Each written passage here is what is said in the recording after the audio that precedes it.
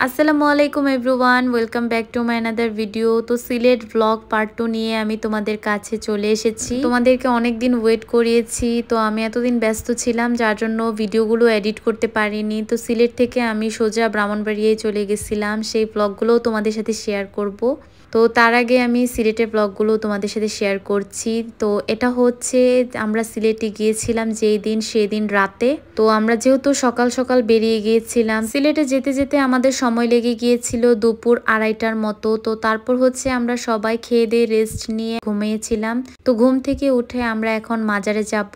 হযরত শাহজালাল মাজারে আমরা গিয়েছিলাম, ফুল ফ্যামিলি একসাথে গিয়েছিলাম। তোমাদেরকে আগের ভিডিওতে আমি বলেছিলাম যে আমাদের হোটেল থেকে মাজার বেশি দূরে না। তো এখানে আমি পুরাটা মাজার ঘুরিয়ে ঘুরিয়ে ভিডিও করে তোমাদেরকে দেখাচ্ছিলাম। এর আগে যখন আমি এসেছিলাম তখন আমি ক্লাস 8-এর মতো পড়তাম। তো তখনও আমার কাছে এরকমই লেগেছে, এখনো এরকমই লেগেছে। মাজারের কোনো পরিবর্তন আমি দেখতে পাইনি। তো মাজারে যেই কবুতরগুলো ছিল সেই কবুতরগুলোর ভিডিও করতেছিলাম। তো দিনের বেলা হলে কবুতরগুলো মাথার উপর দিয়ে উড়তো, দেখতে অনেক সুন্দর লাগতো। মাজারের অন্য সাইডে একটা পুকুর ছিল। তো এত গরম ছিল, তারপর আমরা হোটেলে ব্যাক করেছি। তো আমরা হোটেলে ব্যাক করে কিছুক্ষণ রেস্ট নিয়ে আমরা রাতের খাবারের জন্য বেরিয়ে যাব। সো উই অল নো পাঁচ ভাই অ্যান্ড পানসি আর সিলেটস মোস্ট ফেমাস রেস্টুরেন্ট। তো সিলেট যাওয়ার আগে থেকে আমাদের প্ল্যান ছিল যে আমরা অবশ্যই পাঁচ ভাই অ্যান্ড পানসি রেস্টুরেন্টে গিয়ে ডিনারটা করব। তো তোমরা সবাই জানো যে সিলেটের মধ্যে সবচেয়ে বিখ্যাত রেস্টুরেন্ট হচ্ছে এই দুইটা, পাঁচ ভাই অ্যান্ড পানসি।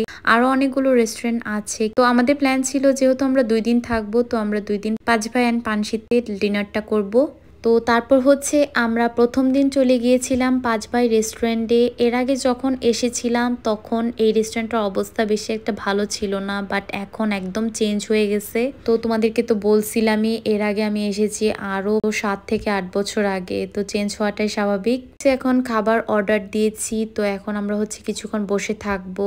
তো এখানে যেহেতু ভর্তা ভাত এগুলা ফেমাস, তো শুরুতে ওরা আমাদেরকে ভর্তা সার্ভ করছিল। তো খাবার অর্ডার দিতে না দিতেই খাবার চলে এসেছিল, বেশিক্ষণ বসে থাকতে হয়নি। তো আমি এদিকে নিজের ভিডিও করতেছিলাম একা একা বসে বসে। তোমরা হয়তো আমাকে দেখে মনে করতে পারতেছো আমি একদম ফিট অ্যান্ড ফাইন, কিন্তু আমার আসলে প্রচুর ঠান্ডা লেগে গিয়েছিল। সিলেটে যেতে না যেতেই আমি অসুস্থ হয়ে গেছিলাম, কারণ সিলেটের ওয়েদারটা মনে হয় আমাকে স্যুট করে নাই।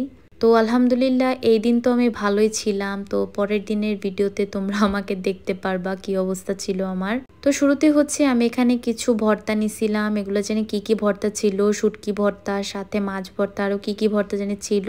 তো এত দেখিনি, খাওয়া শুরু করে দিতেছিলাম। তো পাঁচ ভাই রেস্টুরেন্টে ভর্তা যেহেতু বেস্ট, তো আমি আর কোনো কিছু না চেক করে ভর্তা দিয়ে শুরু করে দিয়েছি। তারপর হচ্ছে আমি এখানে নিয়েছিলাম কোয়েল পাখি। তো আমার অনেক কোয়েল পাখির ক্রেভিংস হচ্ছিল। তো আমি হচ্ছে বাসায় এগুলো বানাতে পারবো না, তার জন্য আমি ভাবলাম যে কোয়েল পাখি ট্রাই করি। তো ওরা হচ্ছে কোয়েল পাখিটা আমি জানি না কিভাবে রান্না করেছে, যদিও আমি তোমাদেরকে কুকিং ভিডিও শেয়ার করি, কিন্তু আমার কাছে টেস্টটা খুবই ভালো লেগেছিল। তো তারপর হচ্ছে আমি খাচ্ছিলাম আর দেখতেছিলাম কে কি করতেছে, আর আম্মু আব্বুকে জিজ্ঞেস করতেছিলাম কেমন লাগতেছিল। আর আমার দুলাভাই তো একদম বেস্ট। আমার দুলাভাই আমার ভিডিওতে যে পরিমাণ হেল্প করে তোমাদেরকে তোমরা বললে বিশ্বাস করবা না। একদম আমার ভাইয়ে আমাকে বলে জেরিন জেরিন ভিডিও করো, জেরিন জেরিন এটা করো এটা করো। মানে হচ্ছে আমি যে জায়গায় ভিডিও করি না ভাইয়া আমাকে শিখায় দেয়, ভাইয়া আমাকে বলে যে ভিডিও করার জন্য। তো তারপর হচ্ছে আমি এখানকার বোয়াল মাছটা নিয়েছিলাম, যেটা হচ্ছে ওরা মেবি সর্ষে বোয়াল টাইপ কিছু একটা হবে। আমার আম্মু খুব পছন্দ করে, আমার আম্মু যেখানে যায় মাছ ট্রাই করে বোয়াল মাছ। তো আম্মু যেহেতু নিছে, তো আম্মু বলতেছিল টেস্ট অনেক ডিফারেন্ট ছিল, এটা ট্রাই করা উচিত।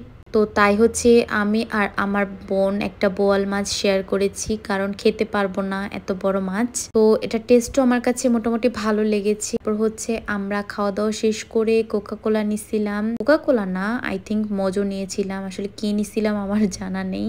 তো অনেকক্ষণ পর আমাদের খাওয়া দাওয়া শেষ হয়ে গেছে। তো আমরা একদম শেষের দিকে বসেছিলাম। তো তারপর ওই জায়গা থেকে আমরা সিঁড়ি দিয়ে নেমে গেছি। তো আজকে তো যেহেতু আমাদের আর কোনো প্ল্যান নাই, তো খাওয়া দাওয়া শেষ, এখন আমরা হচ্ছে বের হয়ে যাব।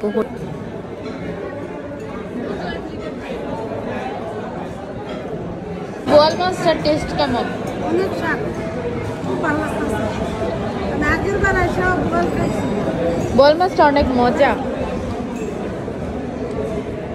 তোর কাছে কেমন লাগছে? কোয়েল পাখিটা কেমন?